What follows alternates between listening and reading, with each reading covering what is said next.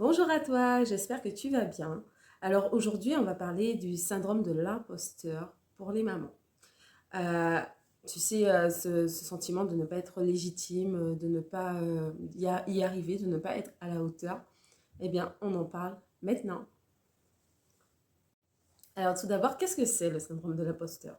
Eh bien, en fait, c'est ce sentiment que tu as qui te fait te sentir être une moins bonne maman. Tu as l'impression de ne pas être une bonne mère.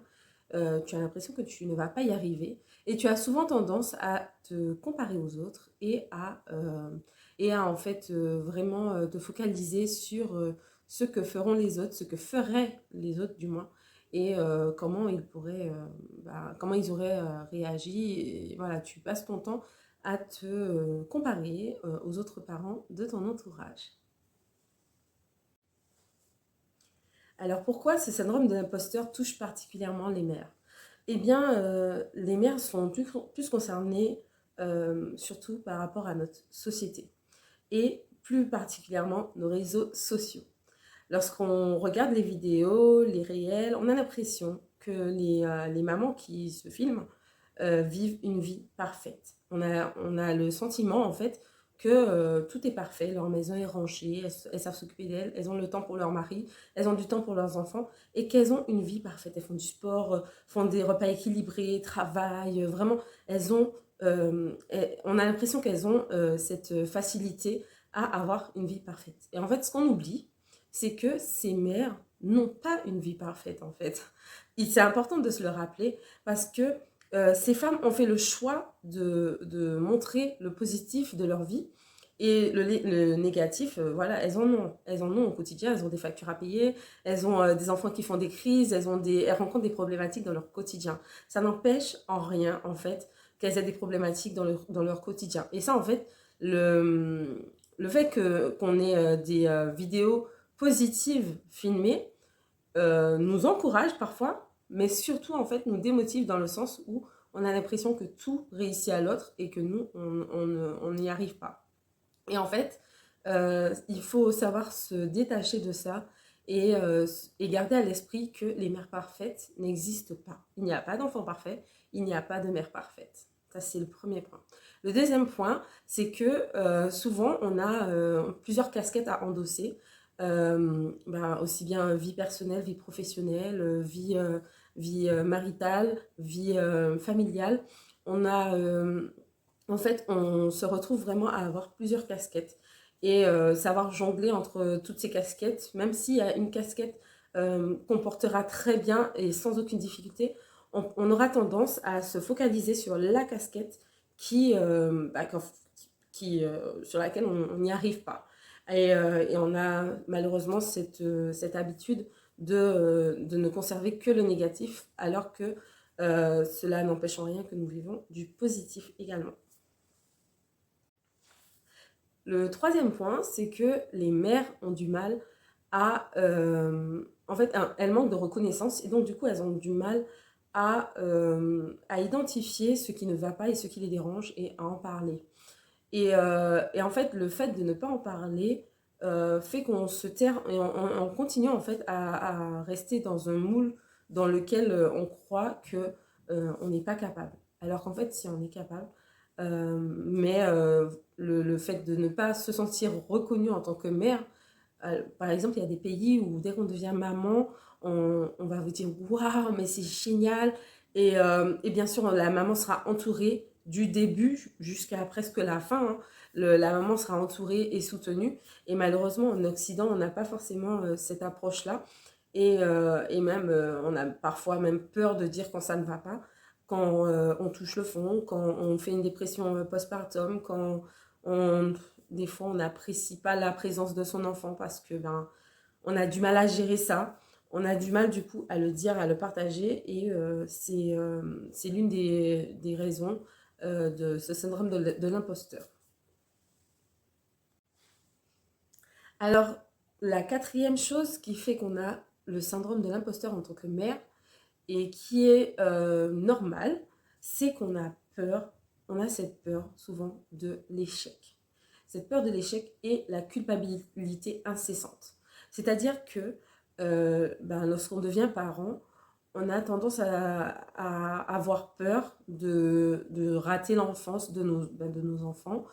On a un peu, enfin on a, je pense, toute l'envie que nos enfants disent plus grands, ben, j'ai eu une bonne enfance, j'ai bien grandi, j'ai eu de bons parents.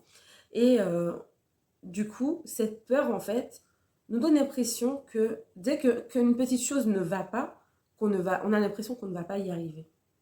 Alors que ça fait partie de la vie, en fait, les échecs. Le plus important dans les échecs, c'est savoir comment on va se rattraper.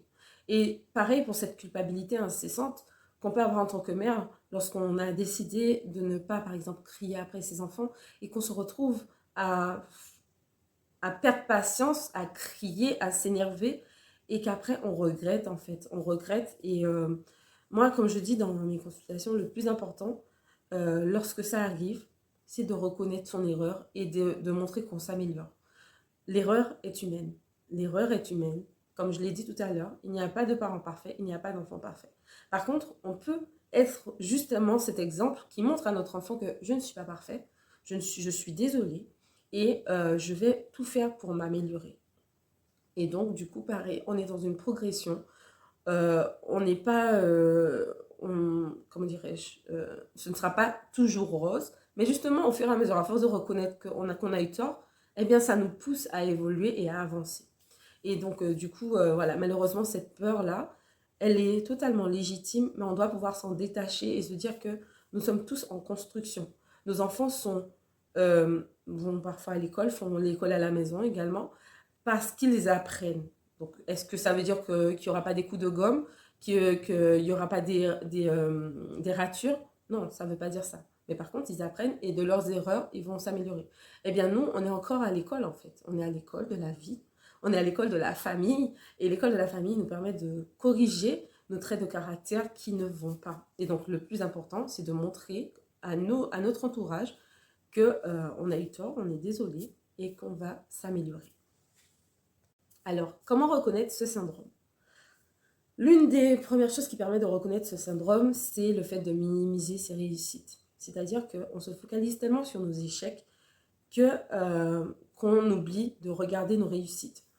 On va retenir le moment où justement on a crié, où on a perdu patience sur notre enfant, ou même des fois où on a en fait repris un enfant injustement.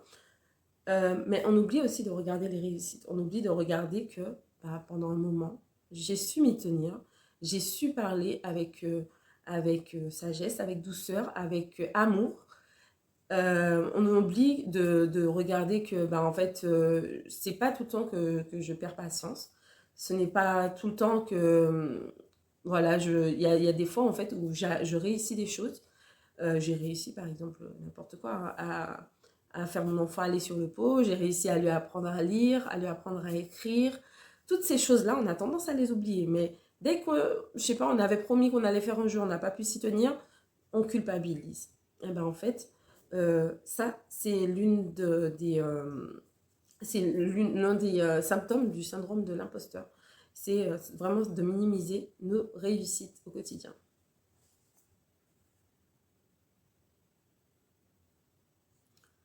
Ensuite, il y a la peur du jugement.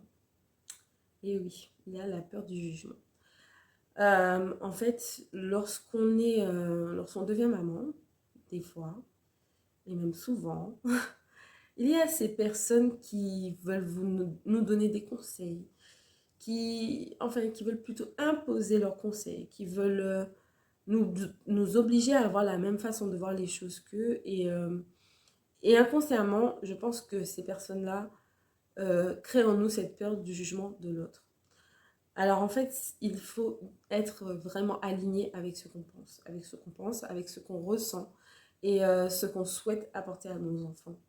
Parce que derrière, c'est ce qui fait que des fois, on a peur de dire, je dis n'importe quoi, hein, on a peur de dire que notre enfant est inscrit à telle ou telle activité. On a peur de ce que va penser l'autre si j'inscris mon enfant à cette activité-là. Alors qu'en réalité, le plus important, c'est quoi? C'est que les parents et l'enfant concerné soient en accord avec l'activité. Peu importe ce que pensent les autres, le plus important, en fait, c'est que le foyer soit en accord avec les décisions prises. Et ça demande vraiment un travail sur soi. Mais lorsque le travail est fait, on prend des décisions pour nos enfants et notre famille avec conviction que c'est notre intuition qui nous dicte. Il nous dicte de le faire. Et puis pour ceux qui sont chrétiens, on a cette intuition que ça vient de Dieu, en fait. Et donc, peu importe ce que pensent les autres. Mais dans un premier temps, oui, la peur du jugement crée le syndrome de l'imposteur. On a du mal à accepter les compliments des autres. Là, je parle de lorsque quelqu'un vous dit tu es une très bonne mère, tu réussis vraiment ce que tu entreprends avec tes enfants. Waouh, tu as réussi à lui apprendre à compter jusqu'à je sais pas combien. Tu es persévérante, tu es douce, tu es calme, tu es forte, tu es vraiment organisée. Enfin, peu importe le compliment que la personne nous fera, eh bien, on dira ouais, bof, ouais, merci, je ne sais pas. Mais en fait, ces compliments-là méritent tout simplement,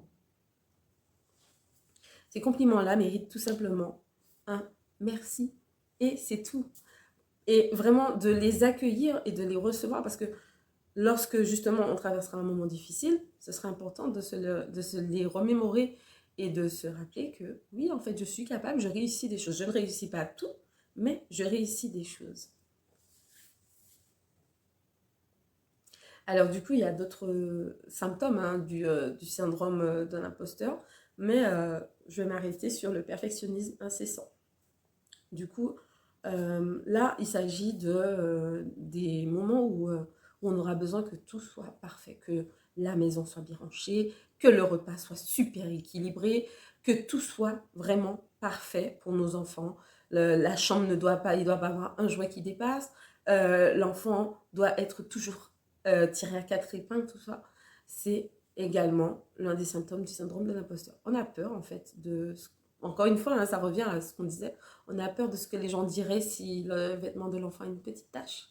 On a peur de ce que les gens diraient s'ils arrivent chez nous et qu'ils voient en fait que la maison n'est pas rangée. Attention, je ne dis pas de ne pas ranger la maison, je ne dis pas non plus que c'est une bonne chose de tout le temps d'avoir un enfant mal vêtu. Mais ce n'est pas non plus la mer à boire en fait. S'il y a des choses qui traînent encore du matin et qu'en fait on sait qu'on le fera, mais pour l'instant ce n'est peut-être pas la priorité et ce n'est pas la mer à boire. Parce que je dis ça parce que ce perfectionnisme-là arrive des fois à un tel stade qu'au final, malheureusement, on devient plus toxique qu'autre chose pour notre entourage. Et tout est une vraie question d'équilibre, en fait, de gestion des priorités et puis se demander pourquoi je prends cette décision-là. Est-ce que c'est parce que moi, c'est ce qui me va ou c'est parce que j'ai peur de ce que pourrait penser l'autre? À partir du moment où c'est par rapport à ce que pourrait penser l'autre, c'est qu'on ne prend pas la bonne décision. Par contre, si c'est ce que je pense moi, si c'est ma décision vraiment qui vient de mon cœur, c'est une bonne décision. Alors, pour finir, comment s'en libérer? Heureusement qu'on peut se libérer de tous nos problèmes, de toutes les difficultés qu'on rencontre, heureusement. Mais se libérer du syndrome de l'imposteur demande un travail sur soi.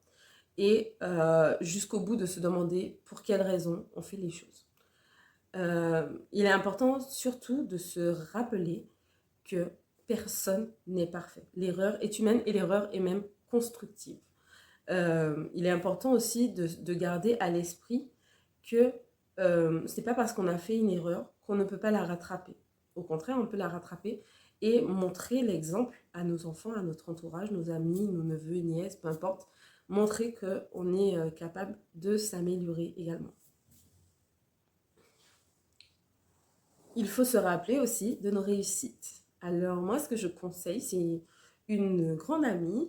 Quand je dis une grande amie, elle est plus âgée que moi, hein, beaucoup plus âgée, qui m'a donné ce conseil une fois et qui m'a remis un carnet et qui m'a dit Stécie, lorsque tu auras, peu importe ce que tu auras dans la vie, note tes prières et note également tes réussites en fait.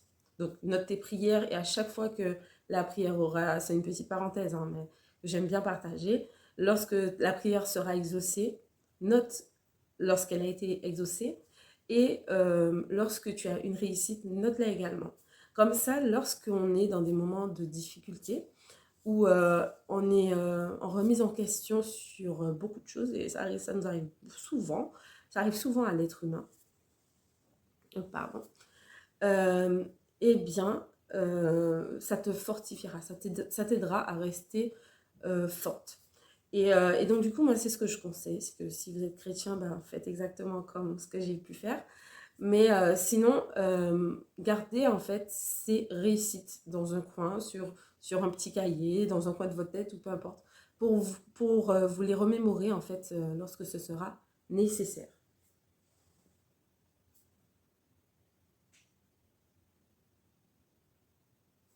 Et puis, il faut arrêter de se comparer aux gens sur les réseaux sociaux. Comme je l'ai dit hein, au tout début, ce n'est pas la vraie vie qui nous montre. Ils font le choix de nous montrer le positif de leur vie. Donc, retenons qu'il y a du positif et qu'on peut aspirer à ce positif, mais que ce n'est pas la vie, ce n'est pas la vraie vie en fait. Eux aussi, ils ont du négatif et donc on peut s'inspirer des gens, mais pas vouloir imiter ce qu'ils montrent. Et puis, quelque chose de super important, c'est de prendre soin de soi. Lorsqu'on prend soin de soi, on régénère en fait notre énergie, notre motivation, notre détermination.